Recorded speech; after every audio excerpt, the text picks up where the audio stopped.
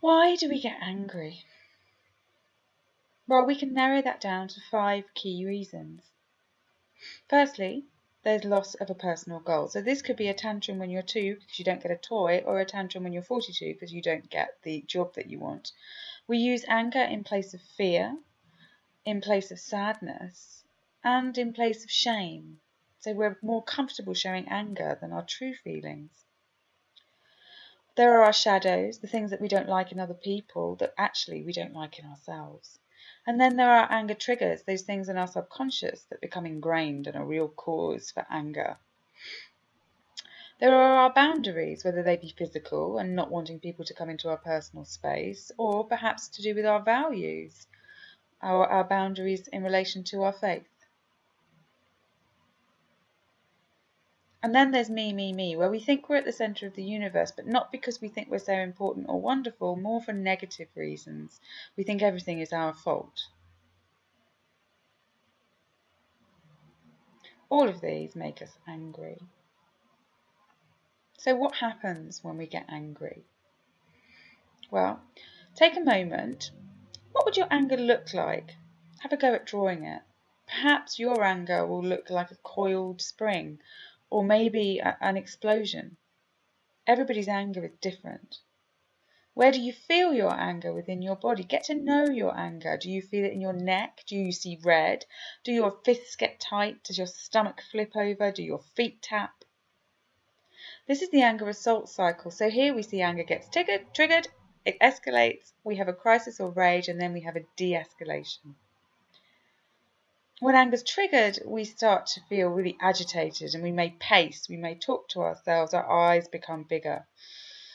And then when anger explodes, well, there we've hit rage, and we might see red, lose our cognitive ability, and we really move into a sort of emote control behaviour. If we're passive aggressive, we may implode or hold it inside until we explode at the wrong place. And if we're aggressive, then we're likely to explode and take it out on others. So how can you manage your anger?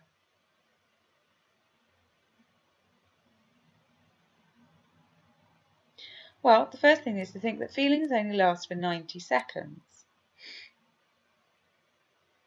So you need to learn to sit with the real feelings.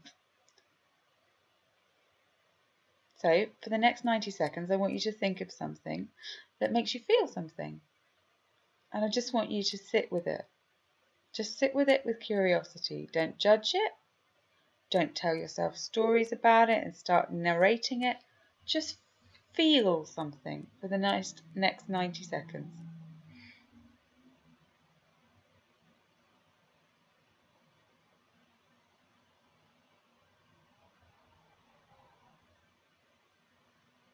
If you start to feel uncomfortable, just remind yourself that it's just a feeling.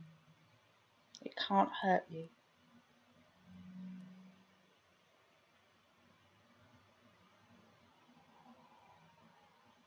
Try and greet that feeling with compassion rather than judgment.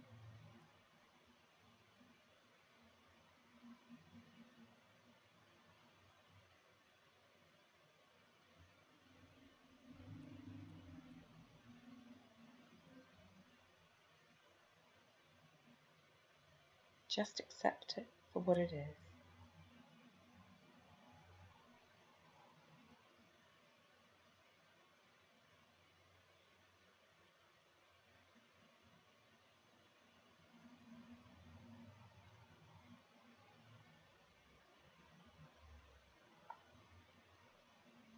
Well done. Sometimes we need to get a feeling out, so we can use the clearing where we talk about the fact of the matter, the opinion, our feeling, and our need.